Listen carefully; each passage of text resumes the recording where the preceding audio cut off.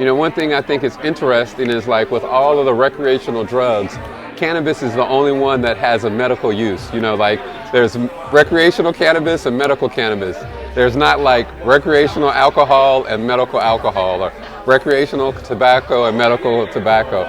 So like it's one of these things where we know that there's benefits to the use of it, but somehow we have to fight all of the negative things that people historically have sort of pushed about cannabis that aren't true. I own Lifted Infusions. I make all kinds of edibles. I infuse milk. The main reason I started making edibles is because I was on opiates. I broke my neck for the second time in 2013. And in 2014, I started making infused butter to try and get off the opiates. And by the end of 2016, I was almost completely off opiates. By 2019, I was completely off of them.